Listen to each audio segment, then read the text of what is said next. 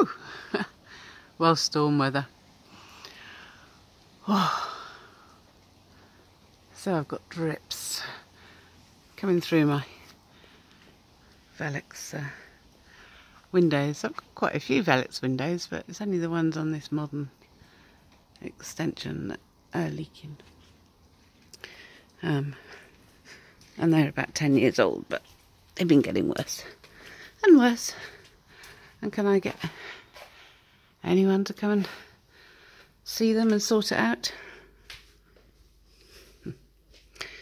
So anyway, I was just having a snooze in my chair, and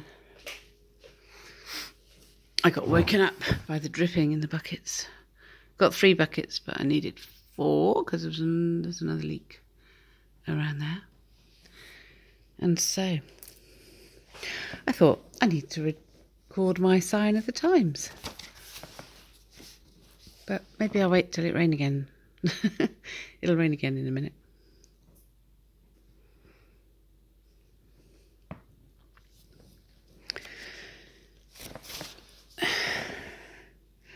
Sign of the times. Drip, drip, drip. Drop, drop, drop. Desire, desire, desire. Delirious, delinquent dreams of perfect people, of perfect women, of wealth and happiness, everything you have ever wanted, everything you could ever want, everything. Sunny page 3 becomes live on 5 to lead you into temptation. Get rich quick, bet and gamble here, and now you can be in the Times richest list of privileged people, so-called privileged people actually, mirroring their self-indulgence of everything, selling you everything for an independent life of sin. Thin illusions of sex, which are virtually unobtainable, sell a permanent market of inexhaustible perfection, sex for this and sex for that, sexed up, until the innocence of life regresses to children, even babies, becoming more than images, not really human beings. We need protection and guidance. Children need a guardian. We need a guardian for joy and life.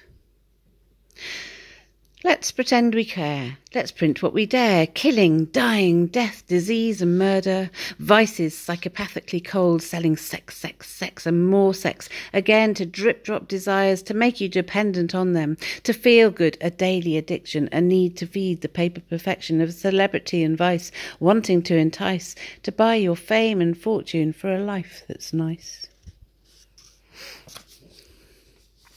A television and telegraph for the observer to idolise the 7 deadly sins. Buy your death here. Only 66p to sell your soul to the devil. Sacrifice your faith and love here. To fear. 66p to buy your ego desires and sex on a Sunday. 66p to sacrifice the Sabbath. 66p for death. News of death and deathly news, dying to love, dying to hope, dying to faith, where there is no joy to life. News today. Let's create some fear, because Armageddon is here. Sell, sell fear. They can't get enough. Comfort with temptation, and they will buy redemption. Sell more fear, and then they will positively die. For to positively die means to negatively live. Yes, you negatively live in fear. Oh dear, hark, the herald says. Here is today's good news. Just as it was in Eden, so it will be again. So it can be again. To positive love is the only way... Oh, where am I? I've lost something. To positive love is the only way to positively live life for all. Let's publish life today. Mirror the positive love and life and mail it to your friends.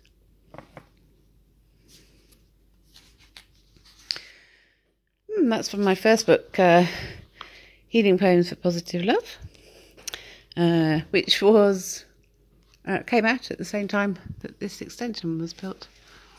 There we go. So hopefully those windows can be repaired. I'm going to read another one from here now as well.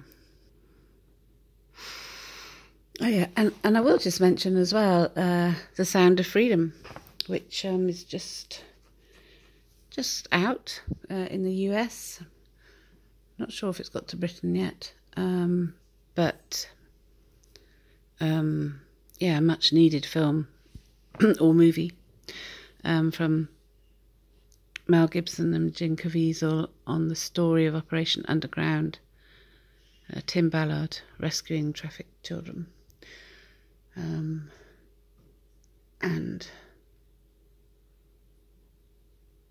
yeah, that conversation needs to be raised.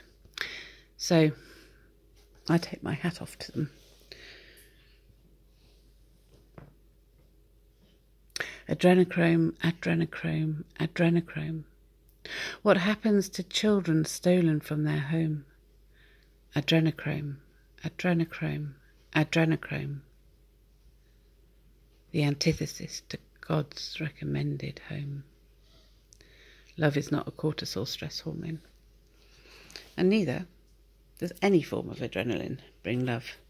This brings artificial stimulation, which is then an addiction. You're enslaved. So to find that love, we have to attain to that peace from the clean conscience of abiding by God's moral and righteous laws for love. Oh, and we're raining again. And yes, so I just met a lady who did a wonderful poem about the body, and just this whole thing of the media wanting women to be skinny, like children, not developed, underweight, very often infertile. So all those skinny women having infertility treatments. Yes, because you haven't got enough nutrients in your body. Anyway, there was a time when us larger ladies was more fashionable. May that come back to be. So, cloned vanity. So there's a poem that is anti the look of false everything and airbrushed perfection that women seem to be being railroaded into trying to achieve. Why not embrace our own beauty? And, healthy lifestyles. And I think most women naturally are a little on the larger side, especially once they've had children. But that doesn't make them unhappy nor ugly. Yeah. So, self, and more self. Me, myself, and I. Do I look perfect? Bleached blonde hair. Long dark hair, bought from Russia maybe. Skinny, starve-stained brown legs, false fibre nails, with thick, fake, fluttering eyelashes. Collagen-fattened, filled-up lips, and pert, silicon-enhanced tits, fat removed by liposuction, factory food, and what is the mood? Depression. An entrenched frown, removed by Botox, instead of detox, wearing someone else's name.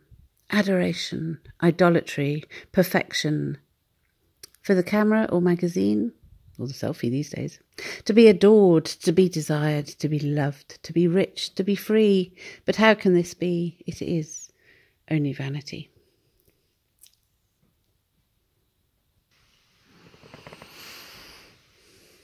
And of course, leading to temptation leads to infidelity and bursting of the love bubble and the betrayal,